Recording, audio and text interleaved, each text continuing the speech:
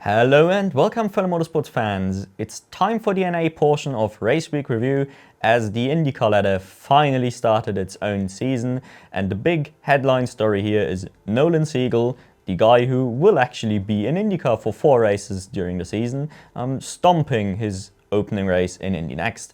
This and more in the next 15 minutes for you. We begin in the slowest of the classes, the USF 2000s, and Max Garcia more or less dominated both of the races, 2 wins to start his season ahead of Papa Savas and Sam Corey respectively. This trio did make up the podium in both of the races, with Elliot Cox and Nico Christodoulou close behind, so we sort of have a pack of 5 drivers competing for the top spots at the very least in this opening round. And given the predictions going into the season, this looks very realistic. On the rookie side of things, there was Nicholas Giaffoni, who unfortunately had a double DNF to begin his season, both self-inflicted, I might add, so a very sad start for the USF Juniors winner from last year. But actually, looking at all the rookies, this isn't even super unexpected. All of the rookies were struggling. The brightest one by far was Costello, who was actually quick in both of the races, but also ended up crashing in the second one. But yeah, across the board, really, all the rookies were struggling.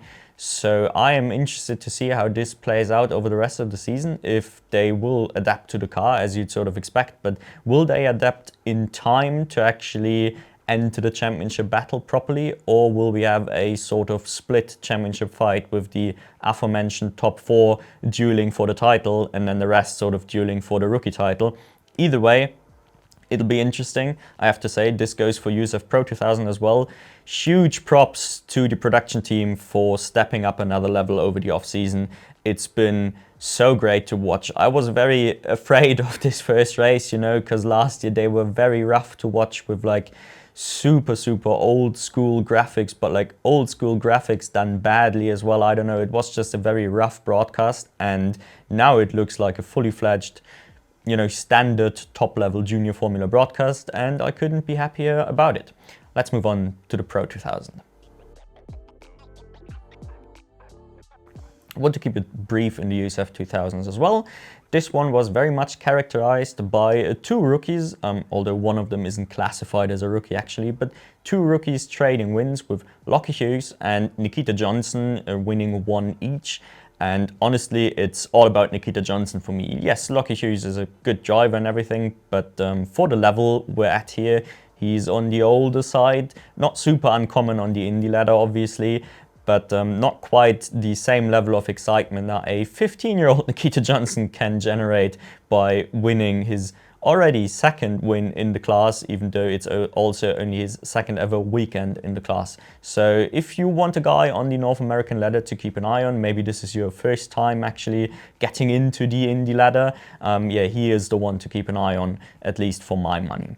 Now, there is a very sort of deep front-running pack in this series in particular. I have to say, like the top 10, 12-ish was very competitive, with the likes of Christian Brooks, Liam Skeets, Frankie Mossman, Danny Dieselski, Braden Eves, Mac Clark and Jay Stenmark in there, so a very competitive mid-pack. Unfortunately though, the one guy I picked to highlight here is a guy you're probably familiar with if you watched F3 last year, which is Hunter Yeany. And I have to highlight him mainly because he did a stupid by taking out 3 drivers, including himself, in a single corner with a pretty interesting move. You can see for yourself up here at the moment, but essentially he decided to do just an ill-inspired dive bomb onto Ethan Ho, and then Sean Rashid got caught up in the same incident itself with nowhere to go. So yeah, just a brilliant move to end 3 races at once. But yeah, I just included it for a laugh, really. Let's move on to the big one, IndyNXT.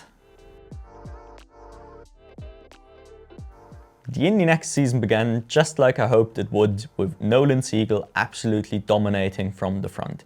It was very beautiful to see him in control, even ahead of the non-rookies he was fighting at the sharp end.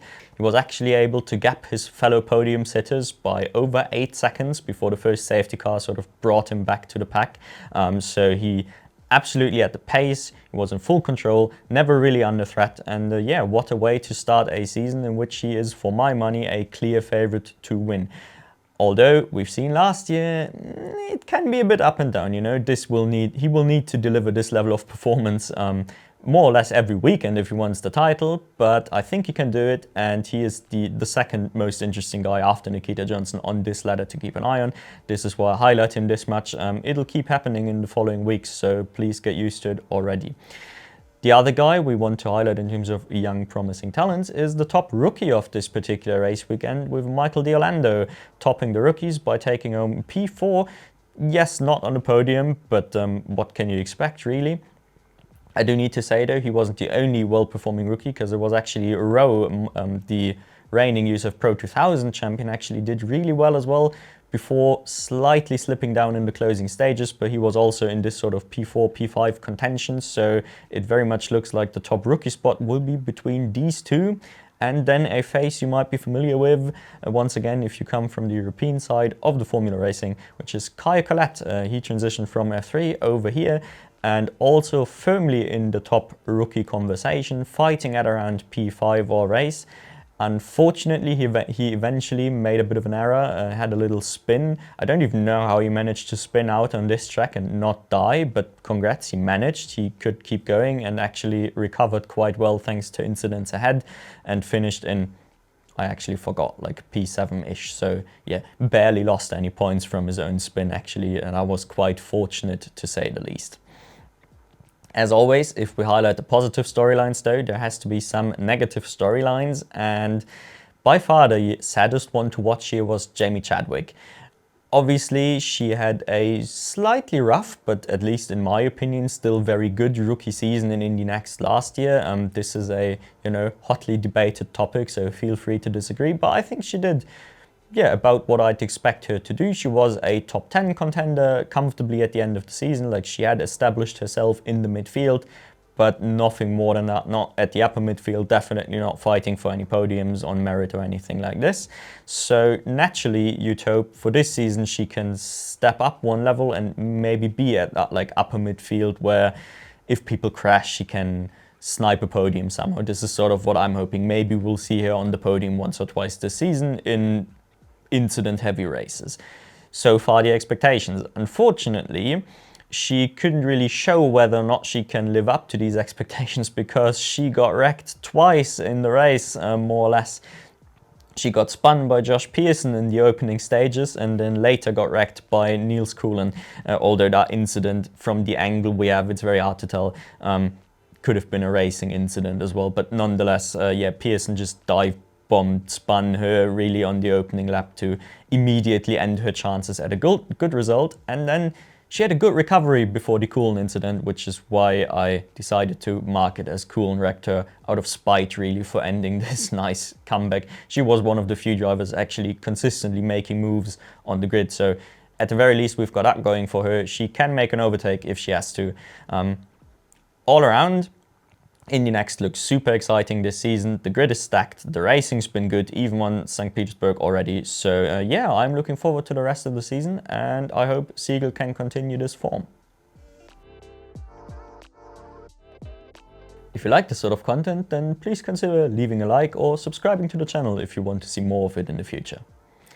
Now, the big series, IndyCar itself, obviously this was supposed to be the big headliner, but unfortunately it did produce a bit of a dull race, I have to say. There was not a lot of passing going on, not even a lot of pressure being exerted really, which on a street circuit, yes, we know passing can be tricky, but people weren't even trying, basically, is the point, especially in the first like 2/3 of the race. There just wasn't a whole lot happening. It wasn't even an incident fest, which I do approve of. There wasn't that many safety cars, which is great. But yeah, I would have really hoped for some more action.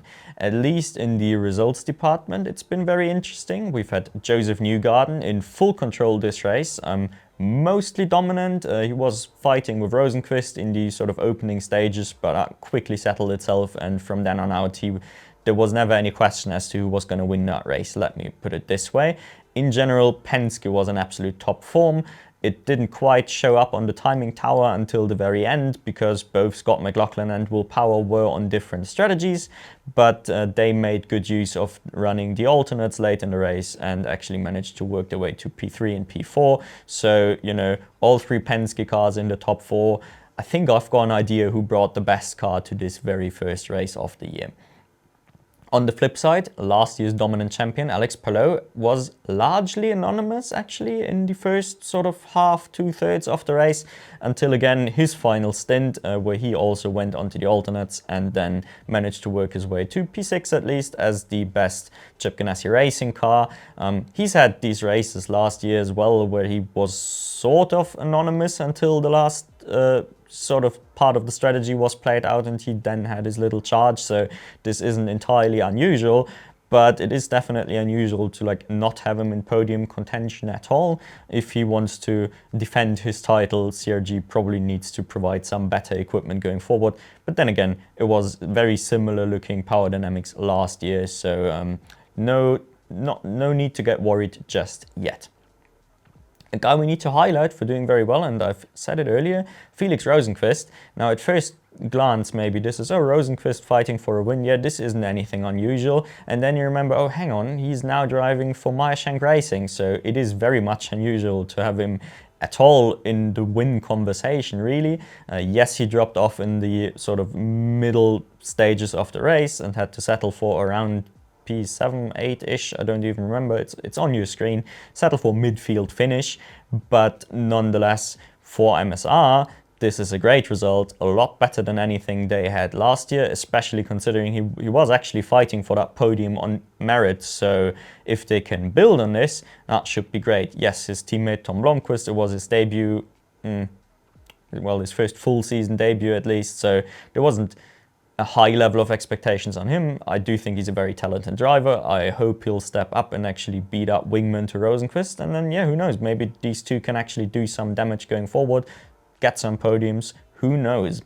Last but not least, just to keep an eye on the rookies we know and love from the F1 ladder, Marcus Armstrong unfortunately put it into a wall by himself. Just a thing to keep an eye on. He was already, you know, slightly underwhelming last year. Not actually underwhelming, but not quite what we would have maybe hoped for. And so this start certainly isn't ideal and something we will need to keep an eye on going forward. Nonetheless, nothing to really be concerned about just yet. Now it's your time. Get down to the comment section. Let me know your highlights from this action-packed IndyCar weekend. I am usually more interested in the stuff below the top level, but obviously let me know all your IndyCar related thoughts as well. Anything that you found interesting, really. Otherwise, I'll thank you all for watching and I hope to see you in one of the future videos.